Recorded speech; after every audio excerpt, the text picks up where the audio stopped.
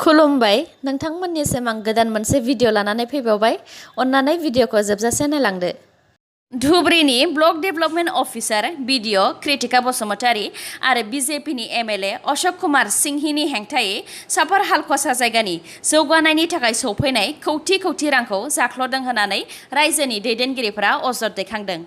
जायगानि दैदेनगिरिफोरा बुंथिनाय बायदिब्ला कृतिका बसुमतारी आरो बिजेपिनि एमएलए अशोक कुमार सिंहिया 2 बोसोरनिफ्रायनो मानरेगानि थाखाय सौफैनाय रांफोरखौ जाख्ल'नानै खामानिफोरखौ बन्द' खालामनानै दोनदों।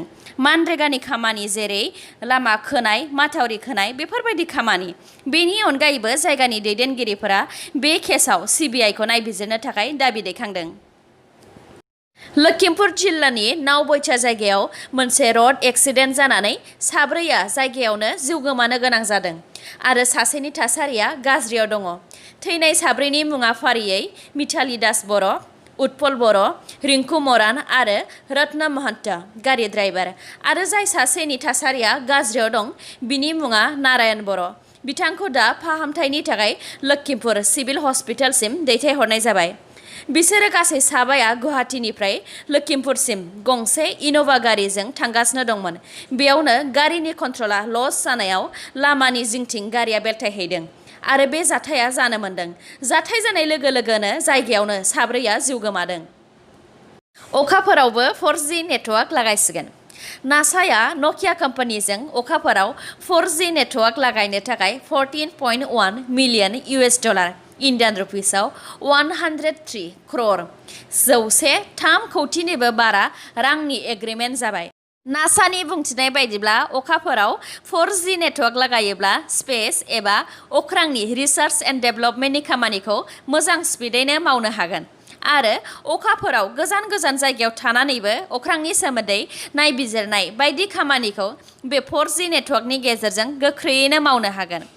नासानि सासे एक्सपार्टआ बुंथिनाय बायदिब्ला बिथांमोननि थांखिया 2028 मायथाइसिमनि गेजेराव अखाफोराव थांनानै खामानि मावहैग्राफोरा 4G नेटवर्कनि गेजेरजों बुहुमाव थानाय बायदिनो जेबो जेंना गैयालासे अखाफोराव थानानैबो आरामैनो खामानि मावहैनो हानाय खालामनानै होनाय।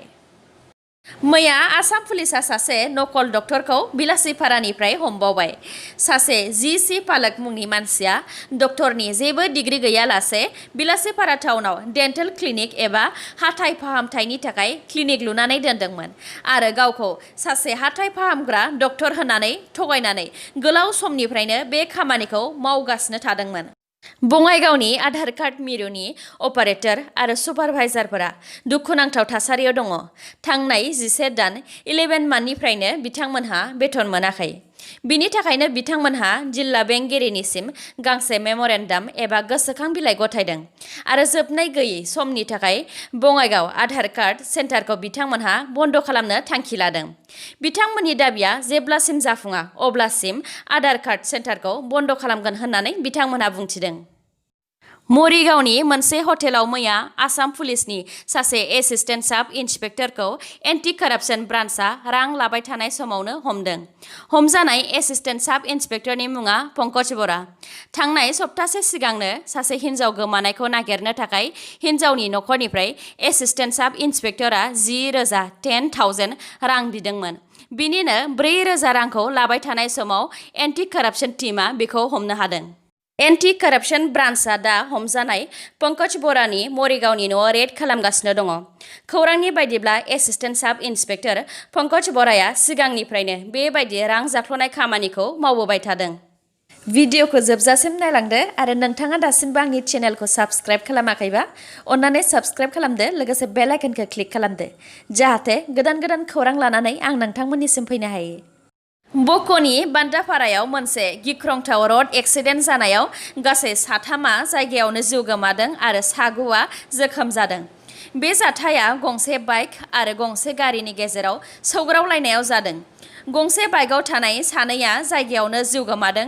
मुंफोरा अजय राभा आरो उद्धव चौधरी आरो गुबुन सासे थैनाया गारियाव गाखोनायमोन। बिथांनि मुंखौ मोनथ'नाय जायाखै। दुखु मोननाय 9खौ बक'नि प्राइमारि हेल्थ सेन्टाराव फाहामथायनि थाखाय लांनाय जाबाय।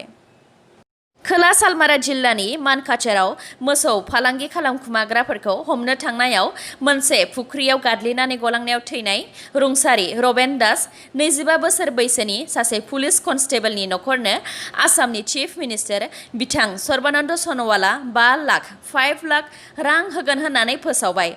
लोगोसे चिफ मिनिस्टार बिथां सर्बानन्द सन'वाला आसामनि इन्डास्ट्रि एन्ड कमार्स मिनिस्टार बिथां चन्द्र महन पाटवारीखौ रुंसारि रबेन दासनि नखराव थांनानै नखरनि मानसिफोरजों लोगो हमहैनोबो खावलायदों।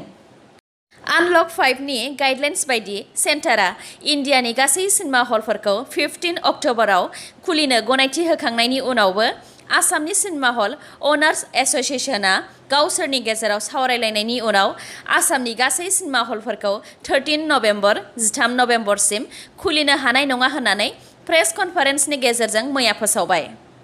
13 नभेम्बरनि उनाव सिनेमा हलफोरखौ खुलियोब्लाबो बिनि एसअपिफोरा जागोन। फार्स्टआव दङ सिनेमा हलनि सिङाव दैनि अनगायै जेबो जाग्रा मोननाय नङा। नेक्स्टआव दङ स्टाफ आरो नायगिरिफोरनि टार्मिनेल स्क्रिनिं खालामनाय जागोन। नेक्स्टआव दङ 50% नायगिरिफोराल' नायनो मोनगोन। नेक्स्टआव दङ कभिड-19 नि माखासे सरासनस्रा नियम जेरै मास्क गाननाय, ससियेल डिस्टेन्सिं, हेन्ड सेनिटाइज बेफोरो लोगोआव थाफागोन। साब इन्सपेक्टर आनजादनि पेपार लिक जानाय केसआव बरपेटानिफ्राय हमजानाय नर्थ इस्ट फ्रन्टियार रेलवेआव मावग्रा देबराज दासनि बरपेटानि न'आव सिआइडिआ रेड खालामनायाव गासै 1.83 क्रर रां मोननो हादोंमोन आरो बिनि बिसि तुलिका बर्मननि बेंक अफ बर'दा लकारनिफ्राय 46,77,000 रांजों लोगोसे 1 केजि सनाबो मोननो हादोंमोन। बेनि उनाव आरोबाव सिआइडिआ मैया बङाइगावनि पान्जाब नेशनेल बेंकआव थानाय देबराज दासनि लकारनिफ्राय गासै 9,95,000 रां मोनबावदों। ब्युर' अफ इनभेस्टिगेशन्स इकनमिक अफेन्सेस BIEOआ मैया गुवाहाटीनिफ्राय 3 सोरखारि अफिसारफोरखौ गोबां माइरं फानखुमानायनि दायाव एरेस्ट खालामबाय। एरेस्ट खालामजानाय 3नि मुङा धीरिम्बा हाजरिका, तिलक चन्द्र भट्टाचार्य, सानैबो फुड कर्परेसन अफ इन्डिया FCIआव मावग्रा अफिसार, आरो सासेनि मुङा Lakeshwar Saikia, north east frontier रेलवेनि चिफ कमार्शियेल मेनेजार। बिसोरो 2013-14 आवनो गासै 1.2 क्रर रांनि सोरखारि माइरंखौ फानखुमानानै जादोंमोन। बै समनिफ्रायनो गोलाव सम CBIआ इनभेस्टिगेशन खालामनायनि उनाव बिसोर 3खौ मैया एरेस्ट खालामबाय। जोबनायाव दङ इन्डिया आरो आसामनि कर'नानि आपडेट। इन्डियायाव दासिम 75,93,994 नि देहायाव कर'ना पजिटिभ मोनबाय। थैनाया गासै 1,15,233, हामनाया गासै 67,30,054। आसामाव दासिम 2,01,407 नि देहायाव कर'ना पजिटिभ मोनबाय।